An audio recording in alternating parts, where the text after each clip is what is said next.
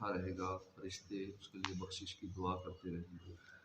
सल्लल्लाहु अलैहि हबीब सल्लल्लाहु तआला अला मुहम्मद।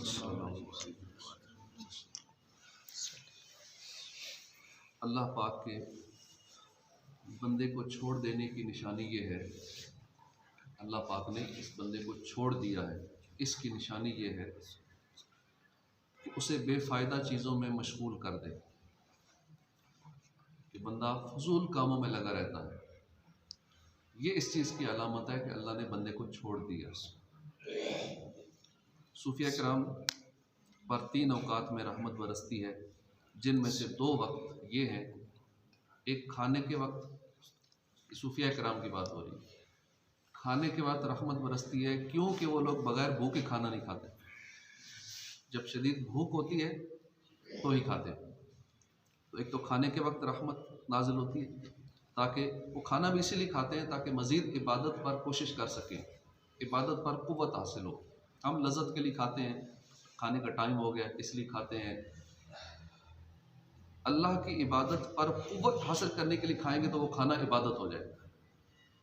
और दूसरा वक्त है सूफिया किराम पर ख़ास रहमतों के नुज़ूल का, जब इल्मी मुज़ाकरा करते हैं, यानी कि दर्सो बयान, जैसे अभी हमारा दर्सो बयान हो रहा है, एक इल्मी मुज़ाकरा है। क्यों रहमत बरसती है इल्मी मुज़ाकरे के वक्त? क्योंकि इसमें हम अल्लाह वालों का जिक्र करते हैं, औलिया किराम के हालात व वाक़यात के बारे में गुफ्तगू करते हैं, अल्लाह रसूल की बातें, औलिया किराम की बातें करते हैं। और जहाँ नेकों का जिक्र होता है वहाँ अल्लाह की रहमतों का नुज़ूल होता है। हज़रत सैयदना अबुल हसन अली बिन हारून रहमतुल्लाह अलैह कहते हैं कि मैंने हज़रत जुनैद बगदादी रहमतुल्लाह अलैह को फरमाते सुना। अब जुनैद बगदादी का हम जिक्र सुन रहे हैं तो अल्लाह की रहमतें कैसे नाज़िल ना होंगी, इतने बड़े अपने ज़माने के वली। फरमाते सुना कि याद रखो कि तुम्हारा बंदों को नसीहत करना और अपने और उनके मुतल्लिक बेहतर चीज़ यानी आखिरत की तैयारी की तरफ मुतवज्जे होना, ये तुम्हारी ज़िंदगी का अफजल तरीन अमल है। जब हम आखिरत की गुफ्तगू कर रहे होते हैं तो ये अमल हमारा अफजल तरीन अमल है।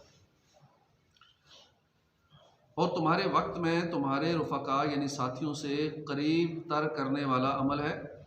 और ये भी जान लो कि अल्लाह के नज़दीक हर वक्त, हर ज़माने और हर जगह में सबसे अफजल और दर्जे में सबसे बड़ा वो है जो ख़ुद पर लाजिम बातों को बेहतरीन तरीके से अंजाम देता, अल्लाह पाक की पसंदीदा चीज़ों की तरफ तेज़ी के साथ आगे बढ़ जाता है और फिर अल्लाह के बंदों को सबसे ज़्यादा फ़ायदा पहुँचाता है। तो तुम अपने लिए भरपूर हिस्सा ले लो और दूसरों को नफ़ा पहुँचाओ, दूसरों को नफ़ा पहुँचा कर उन पर शफ़क़त और मेहरबानी करने वाले बन जाओ। जान लो मातहतों को राह हिदायत की तरफ ले जाने वाले काबिल लोगों, मखलूक को फ़ायदा पहुँचाने वाले लोगों और डराने और खुशखबरी देने के लिए तैयार रहने वालों को ताकत और इक़्तिदार के ज़रिए मदद दी जाती है और इल्म यकीन की पुख्तगी के साथ सादतमंदी से नवाजा जाता है। इन पर दीनी निशानियों की बारीकियाँ ज़ाहिर कर दी जाती हैं, कुरान करीम समझने के लिए इनके जहनों को खोल दिया जाता है तो वो ख़ुद पर किए गए अल्लाह के फ़ज़ल और उसके अजीम अमर तक पहुँच जाते हैं और दिए गए अहकाम को मजबूती के साथ निभाते हैं। जिस काम पर उन्हें मुकर्रर किया गया उसकी तरफ जल्दी करते हैं, जिस कदर मुमकिन हो अल्लाह की तरफ बुलाते हैं। अपनी उम्मतों के मुतल्लिक़ और हुक्म इलाही की अदायगी में हज़रात अंबिया का यही तरीक़ा रहा है और उनकी पैरवी करने वाले औलिया कराम, सिद्दीकीन और अल्लाह की तरफ बुलाने वाले तमाम नेक लोगों का यही तरीक़ा रहा है। ज़ुहद 2 किस्म का है, 2 तरह का है, एक है ज़ाहिरी ज़ुहद, एक बातनी है। ज़ाहिरी ये है कि इंसान के पास जो कुछ है वो उसे पसंद ना करे और जो उसके पास ना हो उसकी तलब भी ना करे। बातनी ज़ुहद यह है कि दिल से उन चीज़ों की ख्वाहिश ख़त्म हो जाए और वो उनकी याद से भी दूर हो जाए। जब ऐसा हो जाएगा तो अल्लाह पाक उसे आखिरत देखने और दिल से उसकी जानिब मुतवज्जे होने की तौफीक अता फरमा देता है। उस वक्त बंदा मौत को करीब जानता है, मग़फ़िरत की उम्मीद कम होने के बायस नेक अमाल में खूब कोशिश करता है क्योंकि उसके दिल से असबाब दूर हो चुके होते हैं और उसका दिल सिर्फ आखिरत के मामले में मशगूल होता है।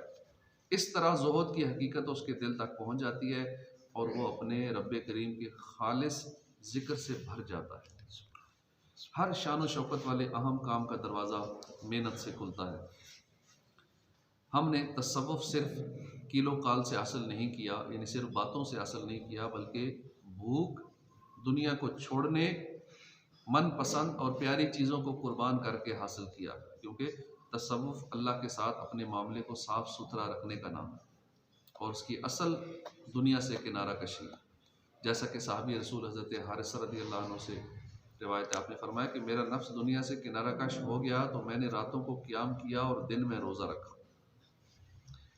इखलास अल्लाह पाक और बंदे के दरमियान एक राज है जिसका फरिश्तों को भी इल्म नहीं होता, शैतान भी इसे नहीं जानता कि इस अमल में ख़राबी पैदा करे, और नफसानी ख्वाहिशात भी उससे बेखबर रहती हैं कि उसे अपनी तरफ माइल करें।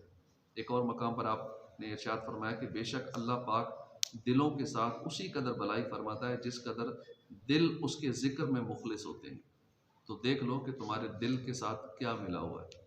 अल्लाह की बारगाह में दुआ है कि अल्लाह पाक हमें भी इखलास अता फरमाए, हमें नेक बनाए। जुनैद बगदादी से पूछा गया कि दुनिया क्या है? फरमाया कि जो दिल से करीब होकर अल्लाह से गाफिल कर दे। दुनिया क्या है? दिल में आती है, मोहब्बत आती है, दिल से करीब होती है, अल्लाह से गाफिल कर देती है। जितनी दिल में दुनिया की मोहब्बत होगी बंदा उतना अल्लाह से दूर होगा। जितनी दिल से दुनिया की माल की मोहब्बत निकालेंगे रब का कुर्ब नसीब होगा, आखिरत की मोहब्बत पैदा होगी। इस जहान से जो कुछ भी मुझे पेश आता है वो मुझे बुरा नहीं लगता, क्योंकि मैंने एक उसूल बना लिया है, और वो ये कि दुनिया दुख, गम, मुसीबत और आजमाइश का घर है। और अगर मुझे हर वो चीज़ पहुँचे जो मुझे पसंद है तो ये फजल व करम है, वरना असल तो पहली चीज़ ही है कि दुनिया दुखों का घर है, ये गमों का घर है, मुसीबतों का घर है, आजमाइशों का घर है। कौन बंदा दुनिया में सुखी है? हर एक को कोई ना कोई टेंशन, कोई ना कोई परेशानी लाजमी होती है। कनात क्या होती है? फिल वक्त जो कुछ तुम्हारे पास है तुम्हारा इरादा उससे आगे ना बढ़े, ज़्यादा की तमन्ना ना करे। हमारी टेंशन शुरू ही तब होती है जब हम ज़्यादा की तमन्ना करते हैं। कोई भी अपने हाल पे खुश नहीं है, अपनी मौजूदा आमदनी पे खुश नहीं है। 1 लाख वाला कहता है 2 लाख, 2 वाला कहता है 4 हो, 10 लाख वाला कहता है आमदनी माना 1 करोड़ हो जाए तो अच्छा है। 1 करोड़ वाले परेशान है कि नहीं अरबों में हो जाए, मिलियनियर बन जाऊँ, बिलियनियर बन जाऊँ। उसके बाद फिर रुपयों में नहीं, फिर डॉलरों में शुरू हो जाता है कि डॉलरों में आप बिलियनियर हो जाऊँ, बिलियनियर हो जाऊँ। तो आगे से आगे बढ़ने की हिर्स और तमन्ना ये ख़त्म नहीं होती। अल्लाह की कनात इसको कहते हैं कि जो है और की तमन्ना ना करे, जो है बस काफ़ी है। अल्लाह पाक हमें अमल की तौफीक अता फरमाए। आमीन बिजाह नबील अमीन सल्लल्लाहु अलैहि वसल्लम।